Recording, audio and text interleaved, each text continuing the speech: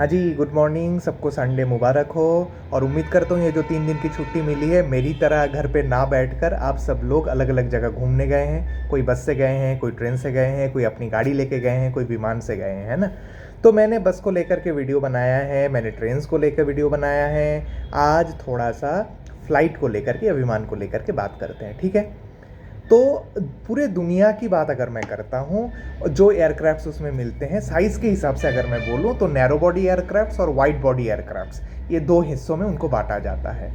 अगर मैं company wise की बात करूँ, मैन्युफैक्चरर, तो उसमें बोइंग है, उसमें एयरबस है, उसमें एटीआर है। ये तीनों मेजर प्लेयर हैं, ठीक।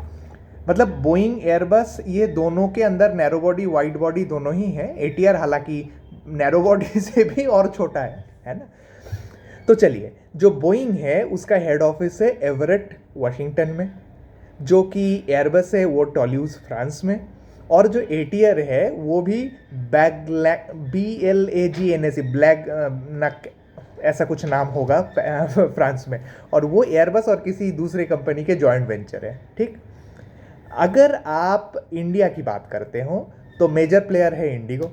इंडिगो के पास सब कुछ, मतलब सब कुछ, मतलब सबसे ज़्यादा जो है वो एयरबस 320, 321 और उसके वेरिएंट्स हैं। अभी लेटेस्ट उसने टर्किश एयरलाइन से 2 या 3 बोइंग 777 उधार पर मतलब लीज पर लिया है, और वो दिल्ली से इस्तांबुल, मुंबई से इस्तांबुल के रूट पे चलता है, ठीक। एंड उसके पास एटीआर भी है। आते हैं स्पाइस जेट, जिनका मार्केट शेयर आज के डेट में बहुत कम है। तो स्पाइस जेट मेनली 737 और उसके वेरिएंट्स पे चलता है। और क्योंकि अभी बहुत सारे एयरक्राफ्ट्स अलग अलग कंपनियों के इंजन इशू के कारण, सप्लाई चेन इशू और इंजन अपग्रेडेशन फॉल्ट्स, ये सब कारण ग्राउंडेड है, तो डिमांड को पूर्ण करने के लिए बाहर के कंपनियों से एयरक्राफ्ट लीज में लिया गया है। तो इसलिए हो सकता है आपको इंडिगो के अंदर नैरो बॉडी बोइंग एयरक्राफ्ट भी मिले, क्योंकि बोइंग 777 जो मैंने बोला वो वाइड बॉडी है, उसमें 3-4-3 इस कॉम्बिनेशन में सीट है, और नॉर्मल छोटे वाले में 3-3 वो होते हैं, यार एटीआर में 2-2 होता है, ठीक। बाकी और डिटेल में नहीं जा रहा हूँ, थोड़ा कॉम्प्लेक्स है, टेक्निकल ज़्यादा हो जाएगा, है ना। तो स्पाइस जेट के पास ज़्यादातर बोइंग है, और लीज में लिया गया 1-2 एयरबस भी आपको मिल जाएगा। आकाश एयर के पास सारे बोइंग 737 मैक्स एयरक्राफ्ट है, जो कि किसी ज़माने में कांड दुनिया भर में किया था और उसको बैन कर दिया गया था बहुत सालों के, मतलब 1-2 साल के लिए, है ना। और उसके पास जो छोटा वाला एयरक्राफ्ट है स्पाइस जेट के पास, जो मैं मिस कर गया, डी हैविलैंड कैनाडा -8, उस मॉडल के वो हैं। और एयर इंडिया कम विस्तारा कम एयर एशिया की बात मैं करूं तो उसमें बोइंग है, उसमें एयरबस है, उसमें एटीआर है, सब कुछ कॉम्बिनेशंस उसके अंदर हैं, ठीक।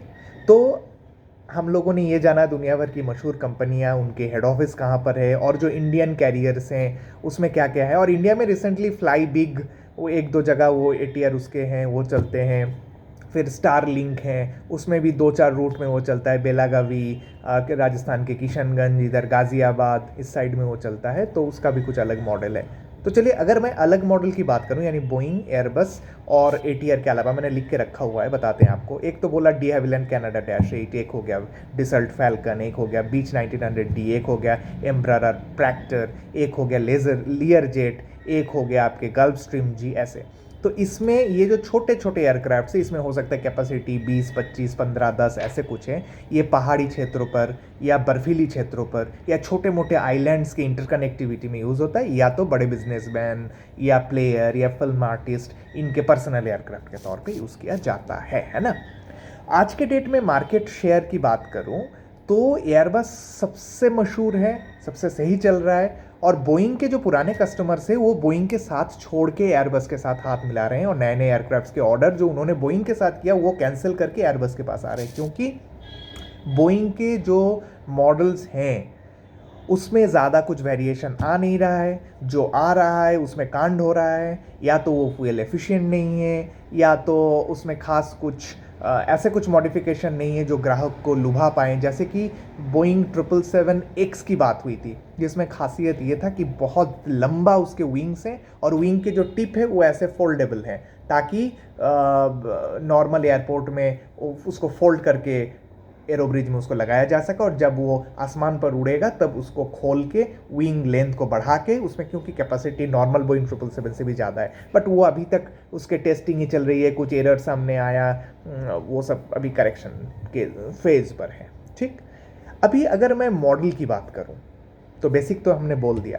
मॉडल की बात करूं तो सबसे पहले बोइंग तो दुनिया का सबसे पुराना है, उसमें आप देखोगे पुराने ज़माने में 707 होता था, फिर 757 आया, 767 आया, 747 है जो कि क्वीन ऑफ द स्काई बोला जाता है, ऑलमोस्ट 2 मंजिला एयरक्राफ्ट है, मतलब दूसरे मंजिल में आधा है। एयरबस के 380 मॉडल में वो कंप्लीट 2 मंजिला है, और बोइंग 747 जो है वो आधा 2 मंजिला है, सिर्फ जो फर्स्ट क्लास है उसके 15-20 सीटें वो ऊपर की तरफ है ना।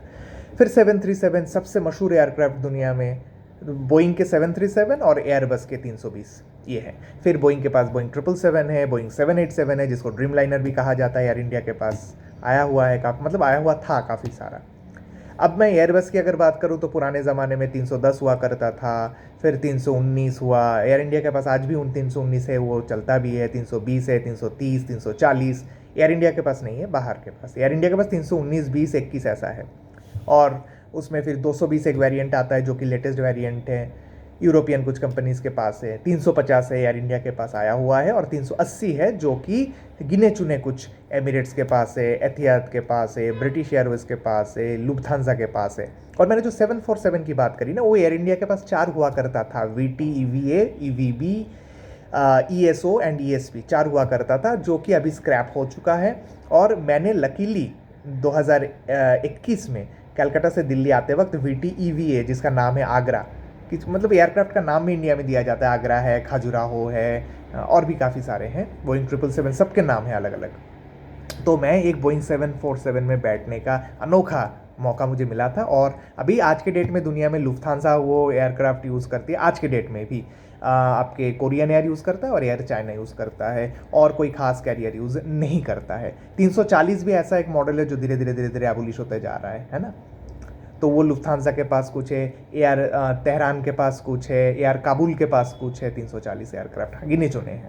अगर अब आते हैं ATR में, ATR के मॉडल की बात करें तो 42-600, 72-600 ये है। इसके फ्रेटर भी होता है, बोइंग 777 की भी फ्रेटर होता है, यानी उसमें लोग नहीं बैठते हैं, बस माल ट्रांसपोर्ट करने के काम में वो यूज़ होता है।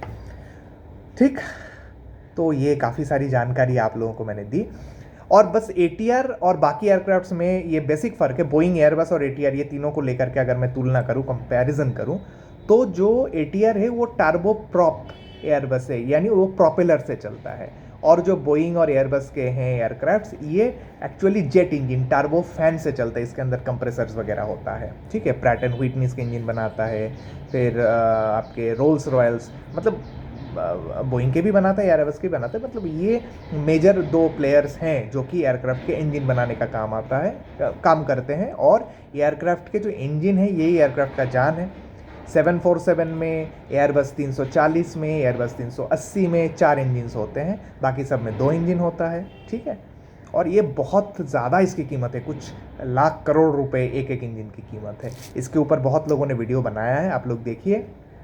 और ये याद रखना, हालांकि मुझे पता है मैं भी टर्बुलेंस से डरता हूँ, इसलिए जब भी मतलब 2-4 साल में एक बार बैठने, मतलब हिम्मत जुटा करके एयरक्राफ्ट में बैठता हूँ। बट ये ध्यान रखिए, air travel is the safest mode of travel.